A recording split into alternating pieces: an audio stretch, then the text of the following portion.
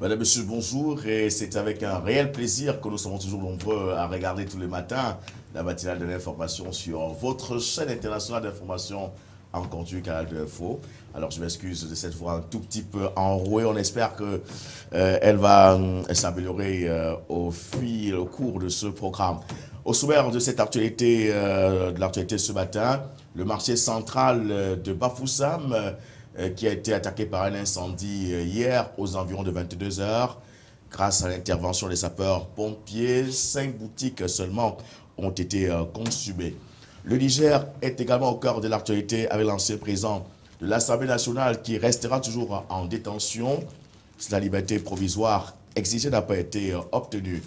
En Afrique, l'Afrique du Sud également fera partie de l'actualité ce matin avec le RAN qui dégringole depuis la désignation, depuis que Jacob Zuma a décidé de nommer un inconnu au ministère des Finances en lieu et place d'un certain Néné.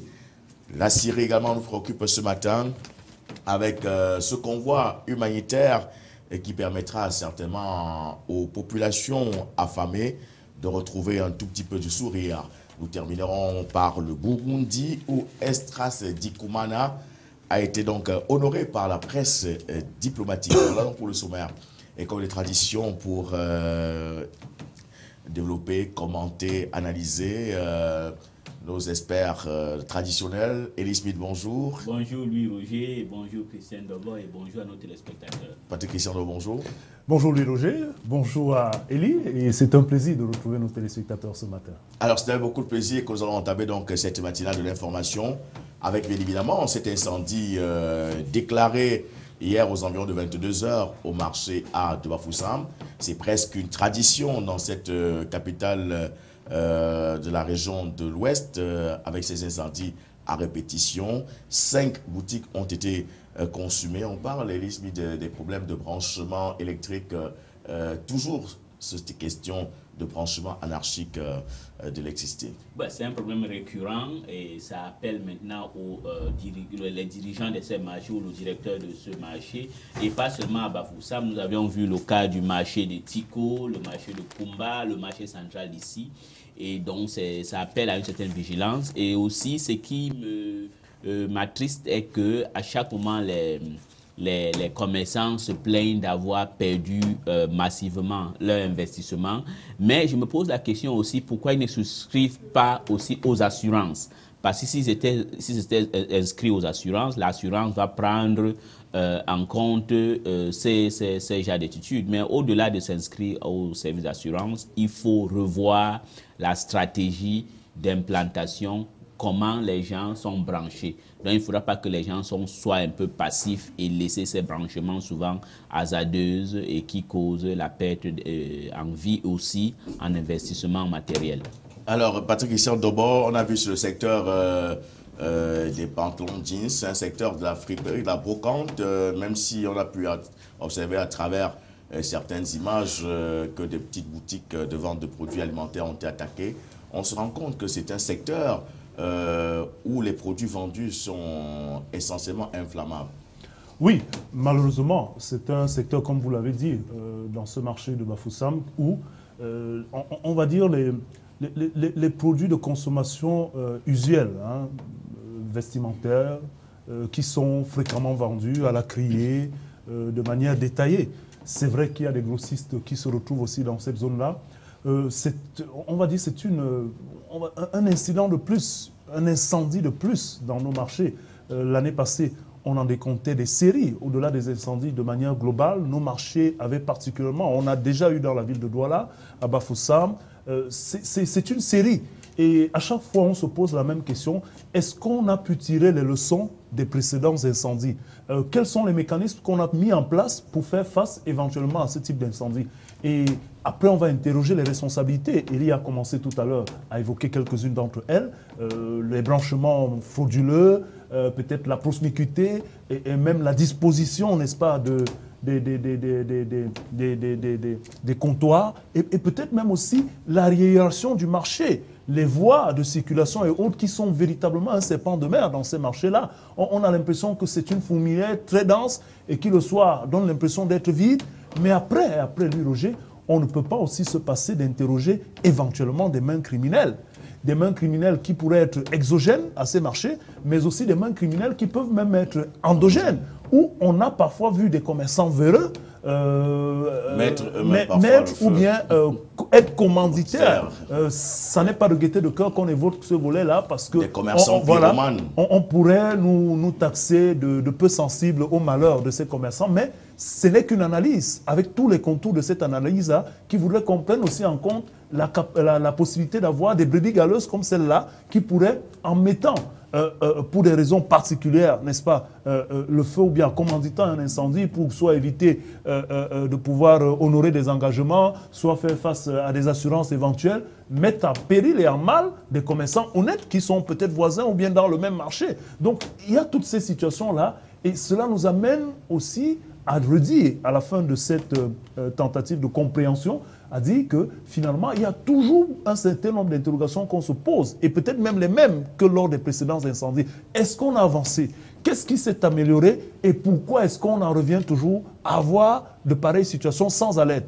Dieu merci, cette fois-ci, la bravoure des soldats du feu a permis de circonscrire et de limiter cet incendie à 5 boutiques, mais même une demi-boutique, même un seul matériel de perdu, ça fait trop. Et c'est pas bon pour Élise Mitton se rend compte, lorsque nous regardons également ces images qui nous ont été envoyées par Bran Tamga, notre correspondant permanent dans le chef-lieu de la région de l'Ouest, que les boutiques sont construites en matériaux provisoires, en planches, avec pratiquement des contreplaqués pour séparer une boutique de l'autre. Voilà donc les choses qui peuvent facilement accélérer cet incendie. Exactement, parce que les planches ou les contreplaqués sont facilement combustibles. Donc je crois qu'il faudra que la mairie de Bafoussam, je ne sais pas que c'est... La communauté urbaine, avec Emmanuel Nzete comme délégué du gouvernement auprès de cette communauté. Voilà, qu'il essaye de construire un marché moderne avec des matériaux durables. Ça va peut-être éviter, mais au-delà de cela, je pense que c'est une certaine discipline qu'il faut pour ces commerçants. S'il y a de discipline, je crois qu'il y aura moins de ces incendies. Ce n'est pas seulement à Bafoussam, mais il y a par exemple le marché de Tiko, ça devient déjà comme un rituel. Donc chaque année, il faut que ça se brûle 2 ou 3 fois. Ou le marché de Kumba, bon, dans tous ces marchés, ou le marché central de Douala, je crois que chaque année, le marché central de Douala, il y a un incendie. Donc il faut seulement un système de sécurité pour être mis en place. Et en ce qui concerne Bafoussam, il faudra qu'on essaie d'avoir un marché moderne avec les matériaux durables. Et surtout que les commerçants évitent de construire sur les servitudes, parce qu'on s'est également rendu compte que les sapeurs-pompiers ont de la peine à venir rapidement circonscrire les flammes, parce que les gens ont construit sur des servitudes et complique l'accès à tout véhicule. Et là, c'est le problème de la discipline. Et puis, il y a cette fâcheuse manie des individus qui croient que, bon, nous, on est Africains, on peut être désordonnés. Il n'y a pas un problème d'être Africain, il y a un problème de discipline. Et c'est là où aussi les autorités respectives ou compétentes pêchent. Parce qu'il ne faudra pas laisser les gens s'installer là où ils ne peuvent pas s'installer. Je comprends aussi que comme il y a un problème de sans-emploi, le gouvernement ou les autorités ferment souvent les yeux sur des choses. On peut, oui, bien sûr, fermer les yeux, mais il y a des espaces vitaux qu'on ne doit pas fermer les yeux ou on ne doit pas négliger. Voilà des pertes matérielles, financières et certainement des commerçants qui seront encore amenés à recommencer. Et pourtant, s'ils avaient une boutique construite en matériaux durables, peut-être qu'on ne serait pas arrivé à cela. Oui, ça fait partie des conséquences malheureuses, n'est-ce pas, liées à cette absence de conséquences même, n'est-ce pas, des précédents incendies. Et lorsque vous évoquez l'éternel recommencement, n'est-ce pas, de ces commerçants, il ne s'agit pas que de ces commerçants.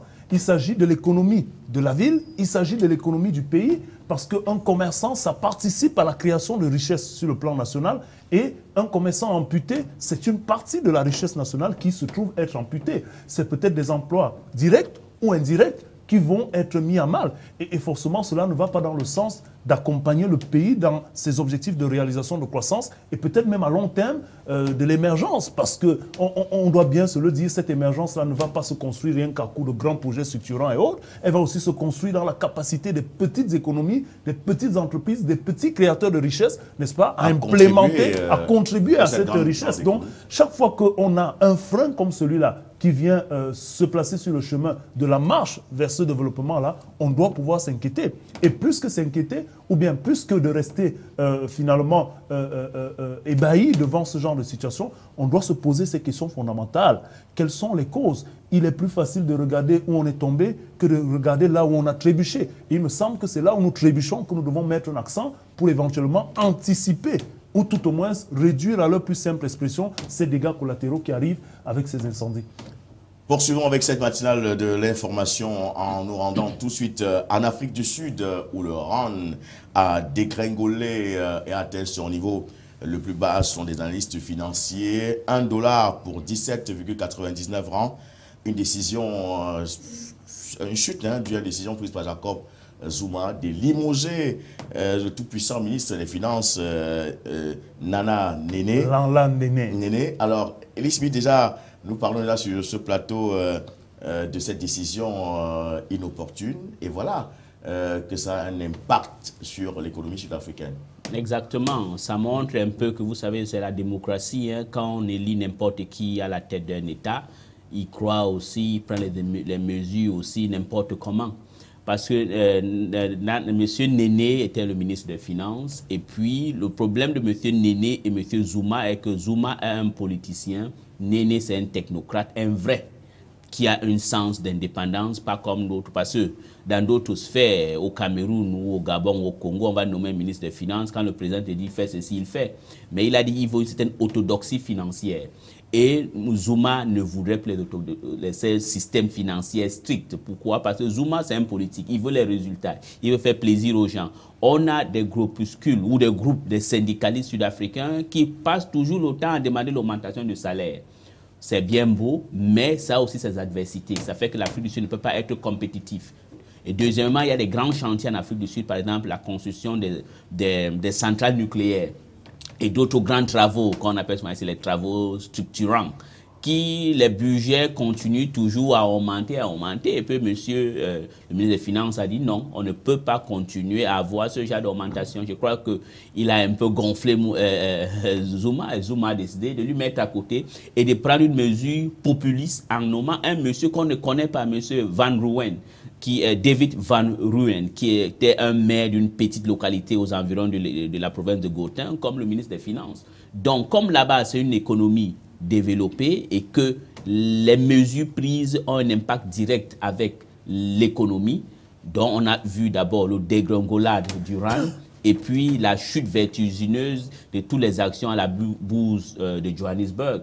Il faut vous rappeler que la bourse de Johannesburg, c'est la 19e bourse du monde. La première en Afrique, après la bourse de Lagos. Donc je pense que ce sont des séries de mesures économiques impopulaires prises par M. Zuma. Et M. Zuma, à sa décharge, fait cela parce qu'à la gauche de Zuma, on a un monsieur qui s'appelle, le jeune là, j'oublie un peu son nom, Malema. Julius Malema, qui met beaucoup de la pression, qui demande la redistribution de richesses et qui a des mesures d'extrême gauche et qui n'est pas bon avec une stratégie économique orthodoxe. Voilà un peu les facteurs qui font qu'il y a cette dégringolade. Mais de l'autre côté, il y a aussi que dans les prix des matières premières sont en train de chuter, en chute libre. Nous voyons même le pétrole déjà en dessous de $31.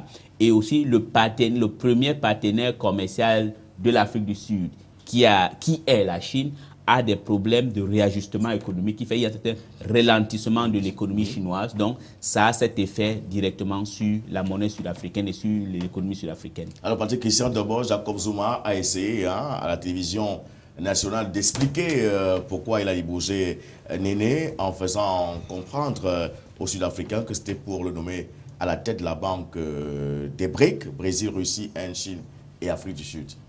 Oui, c'est une explication qui vaut son pesant dans le contexte politique.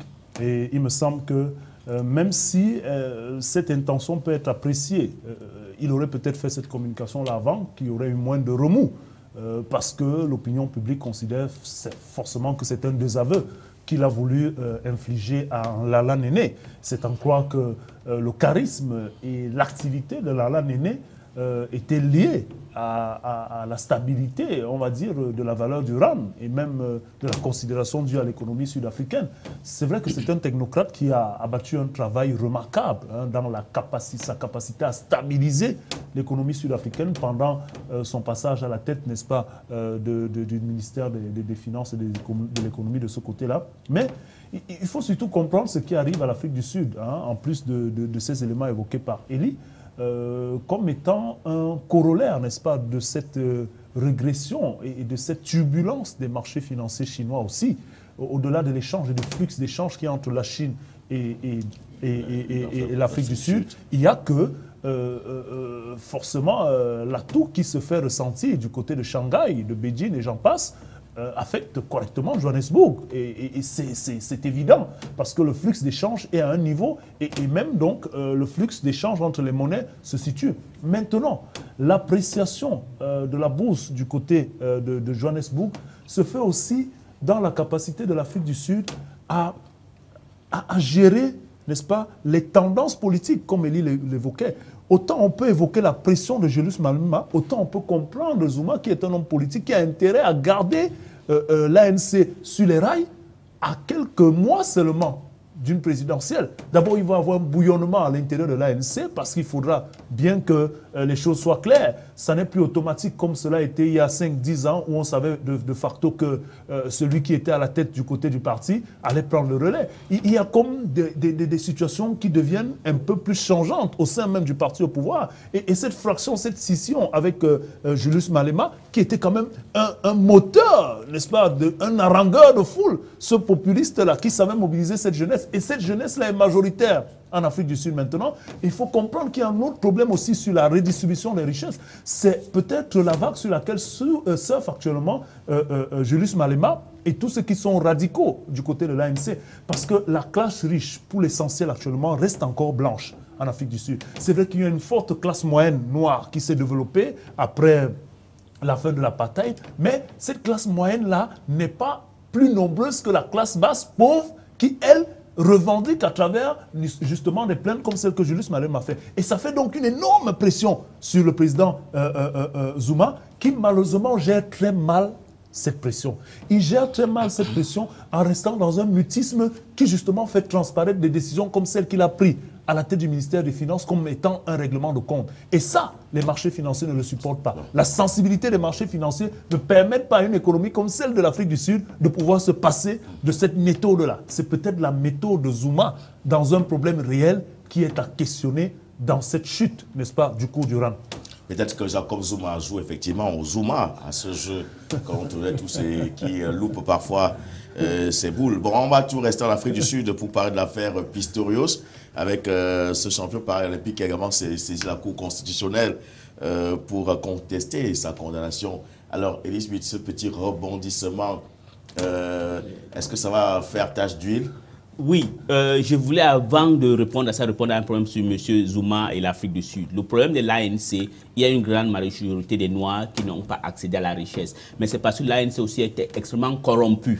Ils ont installé ce qu'on appelle le Black Empowerment, qui a permis à un certain clic des amis qui sont au sein de l'ANC d'avoir beaucoup d'argent. Eux-mêmes n'ont pas fait la redistribution. La redistribution, en théorie, est bonne.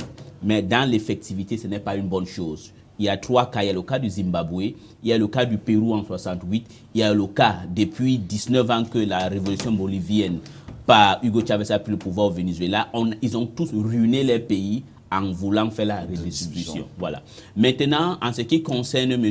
Oscar Pistorius, je trouve un peu qu'il est un peu insensible. S'il aime vraiment Reeva Steenkamp, si vraiment il a tué sa copine par erreur, qu'il laisse et qu'il vaille en prison. Les hommes qui violentent les femmes, les hommes qui tapent leurs femmes, ce sont les hommes qui ne méritent pas de compassion.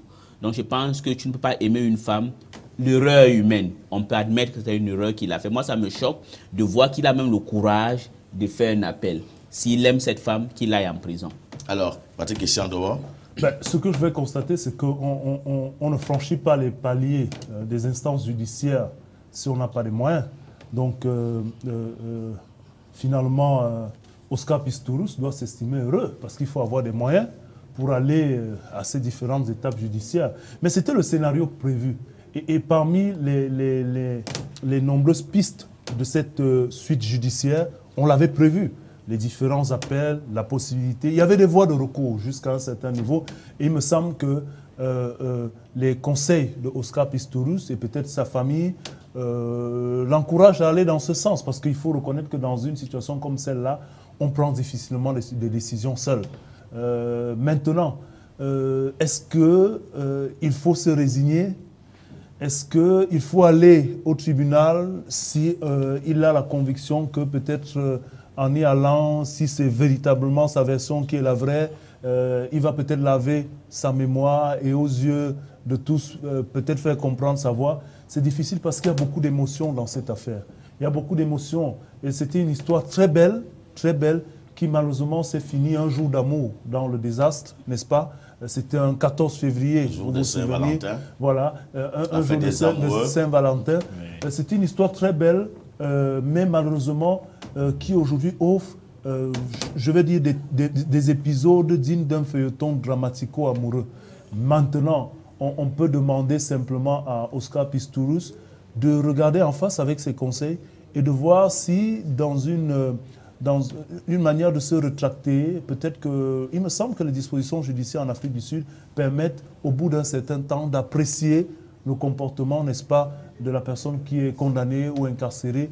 Je crois que là-bas, il y a des formules d'élargissement. Peut-être surfer sur cette vague-là et puis faire passer le côté émotionnel et moral qui entoure cette affaire vraiment dramatique et qui fait beaucoup de mal. Une autre affaire qui va être dramatique, entre guillemets, et pouvoir également faire du mal, c'est au Niger, avec notre ami Amadou, qui n'aura pas la liberté provisoire escomptée pour véritablement se lancer dans la campagne pour la présidentielle du 21 février prochain au Niger. Alors, Elisabeth, la Cour constitutionnelle qui a décidé de le laisser encore en détention. Oui, la Cour constitutionnelle du Niger a décidé encore de laisser Amadou en détention, qui est le principal challenger de M. Issoufou, que je ne pense pas qu'il est devenu fou déjà. Bon, parce que en faisant cela, je pense que s'il a eu une influence sur la Cour constitutionnelle, ils sont en train de créer une certaine mystique auprès de Mahama Amadou, qui risque de devenir le Nelson Mandela du Niger. Donc je trouve que c'est malheureux et que nos chefs d'État, quand ils arrivent souvent au pouvoir, ils oublient facilement ce qui les a amenés au pouvoir. Mais de l'autre côté, le Niger a montré qu'ils ont une certaine indépendance en termes démocratiques, que le Cameroun doit beaucoup apprendre d'eux. Je veux croire qu'il n'y a pas eu une influence de la présidence sur la Cour constitutionnelle. Voilà, je veux dire la Cour d'appel, parce que la Cour constitutionnelle avait validé la candidature d'Ama Amadou, qui est candidat à la présidentielle du 21 février. Mais voilà un candidat qui ne pourra pas être libre pour aller faire sa campagne. C'est-à-dire que c'est une façon pour Issoufou de mettre en déroute son principal challenger. Ben, dès que vous tombez sur cette conclusion, j'ai envie de vous dire que justement, Issoufou est tout sauf fou. Ça participe d'un véritable stratagème bien huilé qui, à défaut de mettre à l'écart totalement un protagoniste comme celui-là, fragilise quand même sa stratégie. Vous pouvez rentrer en campagne, envoyer vos lieutenants, mais votre présence physique est quelque chose parfois, on va dire, de déclencheur. Et les hommes politiques qui savent bien mallier ces périodes-là sont des harangueurs de foule et arrivent à mobiliser en capacité pendant cette période. Donc, je reviens en vous disant qu'il n'est peut-être pas fou, il est peut-être même tout, mais ce fou, il se fout. Et ces lieutenants, dans cette dynamique-là, sont en train de dérouler un programme savamment mené pendant que Amadou était en exil. C'est quand même l'ancien président de l'Assemblée nationale. Donc lui aussi, il a un certain nombre d'ancrages dans le pays, dans l'arène politique nationale. Et aujourd'hui, il peut lui aussi bénéficier de cette situation parce qu'on fait finalement de lui une victime. Parce que d'autres personnes qui sont inculpées dans cette supposée affaire de trafic de bébés nigérians au Niger bénéficient de la liberté provisoire, sont dehors. En quoi est-ce que lui serait si dangereux qu'il ne pourrait pas bénéficier de cette liberté provisoire? Donc, c'est comme une médaille avec son revers. On est dans une situation où le pouvoir au Niger peut s'en sortir si finalement il réussit à verrouiller toutes les possibilités de Hama Amadou de pouvoir faire retentir son écho depuis sa prison, parce que cela peut se faire. On a vu des gens comme Nelson Mandela briser les chaînes, n'est-ce pas, de l'emprisonnement pour être plus puissants enfermés que quand ils étaient à l'extérieur. Est-ce qu'il sera cette réforme-là? Et puis, il y a autre chose aussi qu'on a souvent évoqué ici, Elie l'a souvent rappelé. Il faut se rappeler quand même qu'il y a une tradition de coup d'État aussi au Niger. Et c'est en cela qu'on regarde quelle sera la position de l'armée. Parce qu'un monsieur comme Hama Amadou, avec les connexions qu'il a dans le pays, et même au sein de l'armée, et même dans l'opposition, il donne l'impression d'être tellement sûr de lui. Parce que j'ai vraiment pas compris pourquoi est-ce qu'il a décidé à un moment particulier de revenir au pays, sachant qu'il allait être arrêté. C'est quelqu'un qui semble avoir des connexions à l'intérieur au pays et qui savait ce qui allait se passer. D'ailleurs, il y a 2 jours, il disait qu'il était très sceptique quant à la possibilité de la Cour d'appel de se déclarer favorable à sa demande de liberté provisoire. Alors, attendons de voir quel sera le jeu que l'armée va avoir dans cette histoire. Le président Issoufou, fort du soutien de Paris, à qui il a donné des marchés, avec qui il a engagé dans la lutte contre Boko Haram, se croit peut-être tout puissant. Mais là, il faut voir jusqu'où le processus électoral va aller. Et actuellement, je peux vous dire que peut-être du côté de Issoufou, on n'est pas fou, mais du côté de Hama Amadou, on a certainement des cartes qu'on n'a pas encore. Ou alors on est un peu doux. Voilà. Pour alors, Elie Smith, ça pose quand même problème en Afrique, toujours à l'approche des consultations électorales, de la présidentielle. Un candidat ne peut pas compter sur son programme politique, sur son bilan, mais compte sur des pratiques peu orthodoxes, c'est-à-dire que museler les uns et les autres, les potentiels candidats, et pourtant, ce n'est pas ça la démocratie. Oui, ce n'est pas la démocratie, mais il faudra aussi qu'on soit un peu humble de voir là où nous venons. Vous savez, le problème de nous, les Africains, c'est qu'on aime souvent mentir ou parce qu'on est dans un monde. Nous venons de très loin et on a fait beaucoup d'efforts. Je sais que moi, souvent, je suis dur, mais on a fait beaucoup d'efforts. Ça me plaît d'entendre oui. dire ça. Et puis, vous savez aussi, monsieur Louis Roger, c'est que pour avoir une bonne démocratie, pour que les gens comptent souvent, ou comme on fait ailleurs, sur leur propre programme, il faut aussi avoir une bonne classe moyenne.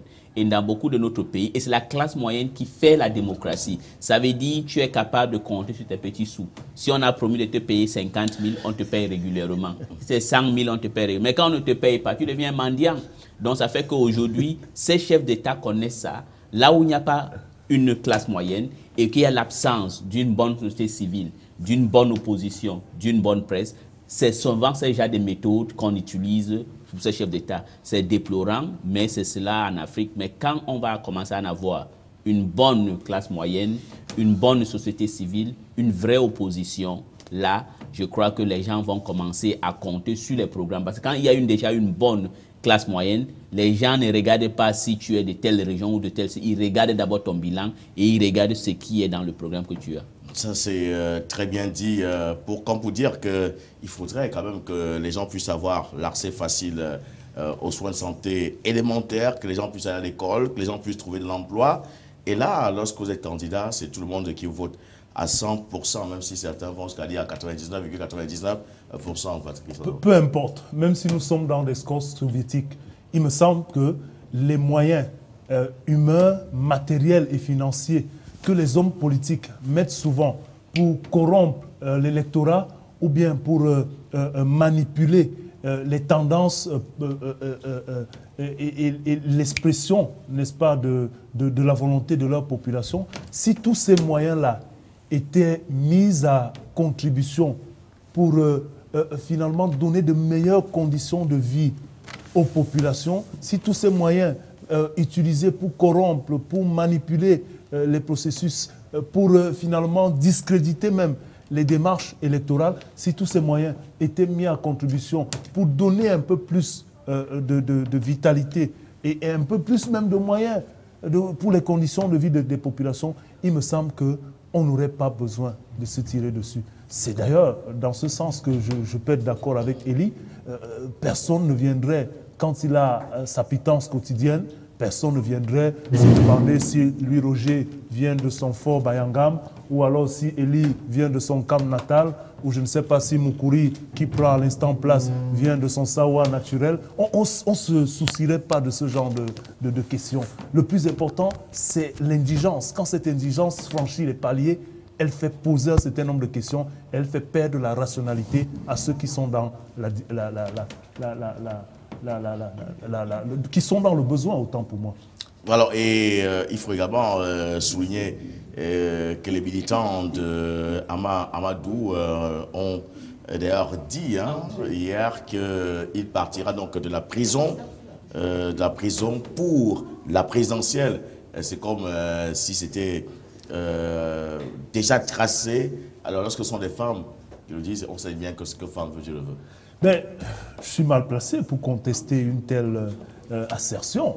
Ce que femme veut, Dieu le veut. Ça n'est pas Catherine qui me démentira ça à l'instant. Mais tout ce que je peux dire, c'est que j'ai bien peur, quand on parlait d'une médaille avec son revers tout à l'heure, sur cette situation au Niger, j'ai bien peur que si le stratagème ou alors les stratégies implémentées actuellement par le pouvoir du Niger ne prennent pas la mayonnaise, j'ai bien peur que cela se transforme en situation de force.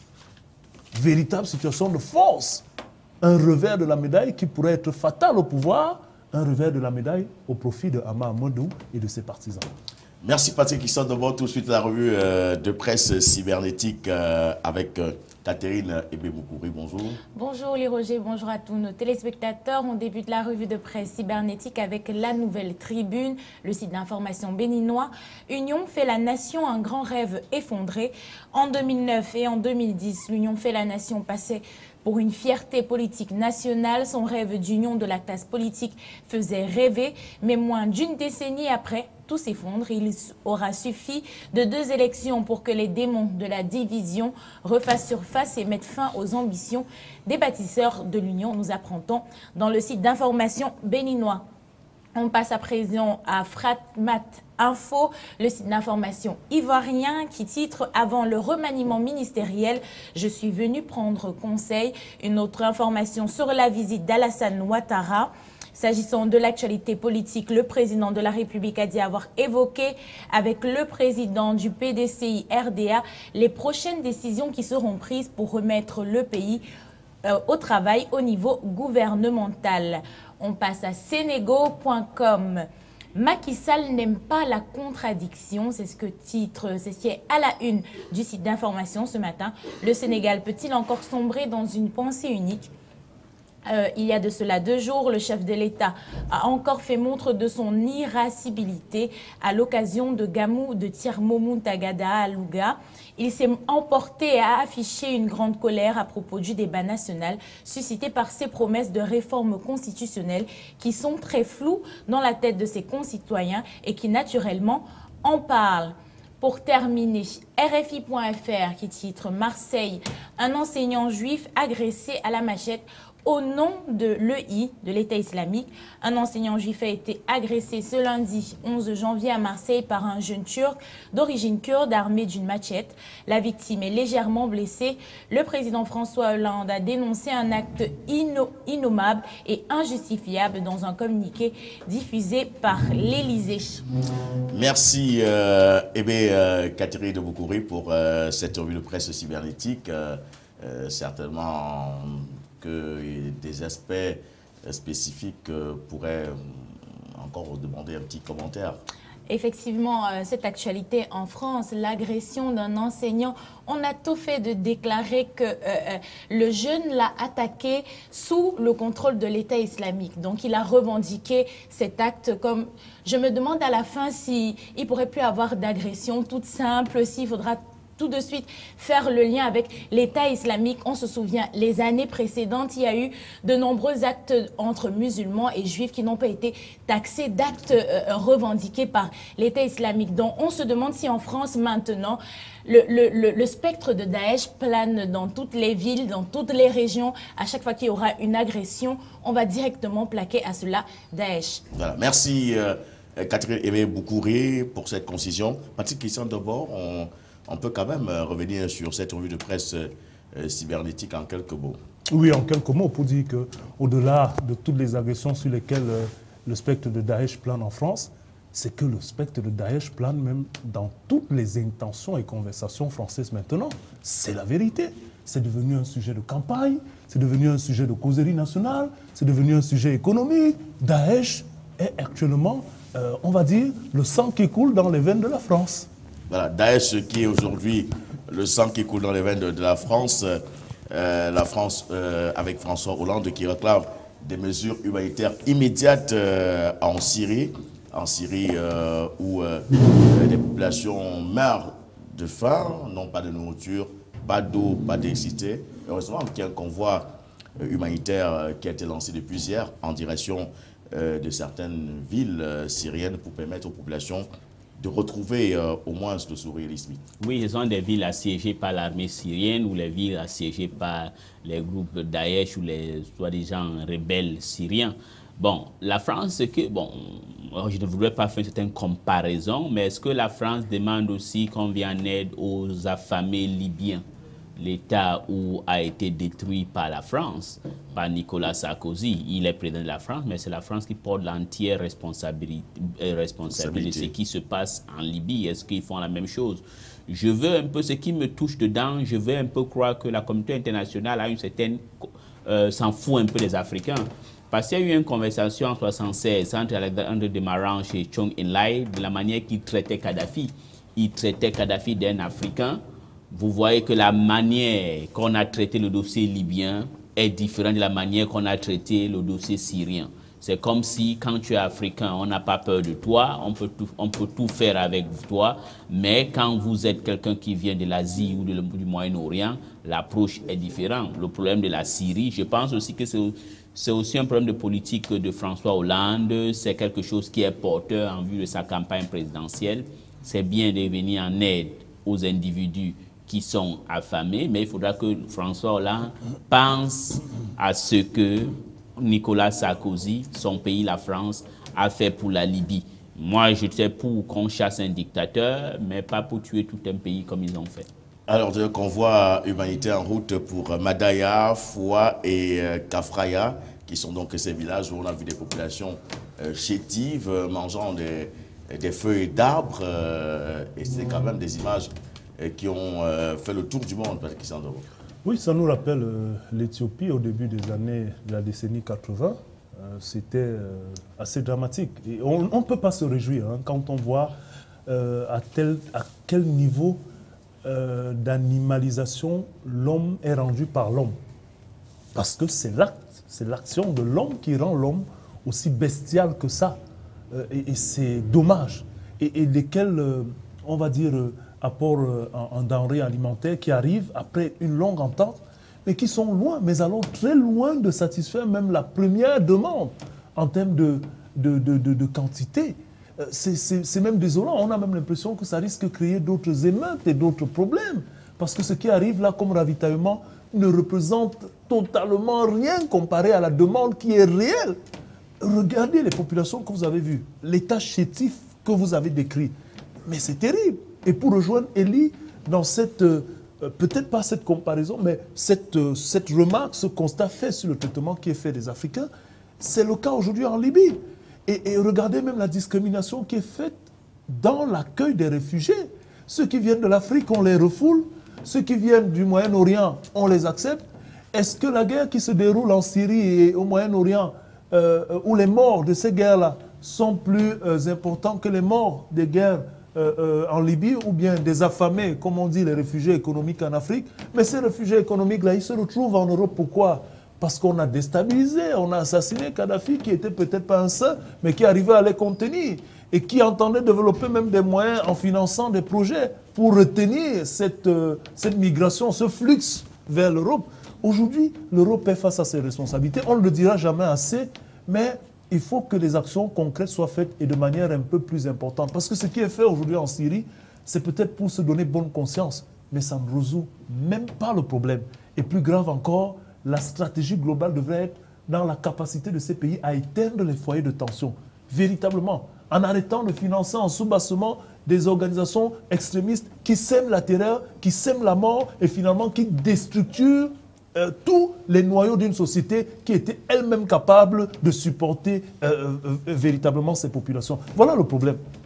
Merci Patrick Christian. D'abord, nous allons sortir de cette matière de l'information avec le Burundi, où notre confrère Estras Dikumana a été donc récompensé pour son travail, la gestion de la crise au Burundi par l'association de la presse diplomatique en France. Élise, vous connaissez bien cette association, oui. Estras Dikumana, qui avait été tabassée par les éléments de la sécurité présidentielle le 2 août 2015. Alors, une récompense pour un travail bien abattu, mais qui ne permet pas à Estras Dikumana d'oublier les séquelles, ou alors la douleur de ces coups de fouet qu'il a encaissés. Oui, c'est pas facile. C'est pas facile, mais c'est une bonne chose pour notre confrère Estras Dikumana. Ce prix va quand même lui donner du baume au cœur, mais aussi, ça va aussi encourager d'autres journalistes de savoir que c'est un métier qui est risquant, mais il y a une certaine noblesse, il y a un certain plaisir que vous retenez quand le travail que vous faites a un résultat positif sur le terrain. Donc d'autres gens qui vont entendre le métier doivent savoir que ce n'est pas travailler à e-télévision pour recevoir les Kate Kardashian ou Rihanna. C'est un métier à risque et que si vous voulez être respecté, il faut essayer de faire votre métier normalement et d'une manière objective. Et toujours défendre les plus faibles face aux gens forts. Donc Estras Dikumana a bien fait. Alors Estras Dikumana qui est en exil au Kenya, Patrick Christian d'abord, mais qui est récompensé au cours d'une cérémonie de présentation des vœux du ministre français des Affaires étrangères, Laurent Fabius. Oui, c'est une tradition pour la France de faire cette récompense-là aux plumes qui se sont illustrées dans l'espace médiatique francophone à travers leur courage justement et leur capacité à affronter le risque et le danger dans l'exercice justement de la profession. Et Estras Dikumana, on en parlait hier, comme de manière prémonitoire, il a fait preuve justement de ce courage-là, même si on avait quelques interrogations autour d'un certain nombre de justifications par rapport à des accusations plus ou moins objectives d'une complicité quelconque avec des rebelles ou bien d'espionnage. Bon, ça arrive toujours, ce genre d'interrogation quand on est face à la répression, mais on doit reconnaître qu'il a fait preuve de courage. Et quand on suit quand même Estras Dikumana dans un certain nombre de décrochages ou de reportages qu'il fait dans les Grands Lacs, notamment dans son pays, le Burundi, on sait qu'il y a une volonté de donner on va dire une plus-value en termes d'information sur ce qui se passe. Et vous savez que dans un contexte où la liberté d'expression est contrôlée, je ne veux pas dire qu'elle est totalement absente, elle est contrôlée comme cela l'est actuellement au Burundi, on peut comprendre que le pouvoir voudrait avoir la main mise sur un certain nombre de choses. Il n'est pas évident. D'ailleurs, il a fallu qu'il se réfugie du côté du Kenya pour trouver un peu la calmie. Sa famille a failli y passer. Lui-même, il me semble que ce n'est pas que la bastonnade qui aurait été son cadeau en cette année 2015. Donc, je pense qu'au-delà de la récompense individuelle que Estras Dikumana reçoit ainsi à travers les affaires étrangères, notamment la France, c'est un signal donné à ceux qui sont dans de mêmes conditions. C'est un signal donné, mais c'est surtout, je veux dire, un instrument pour apaiser les douleurs liées à l'exercice et à la pratique du métier. Merci, messieurs, d'être venus ce matin. Ce fut un très grand plaisir d'échanger avec vous sur ces quelques sujets d'actualité. Le rendez-vous ce soir, c'est à 20h et 15 minutes pour la soirée de l'information.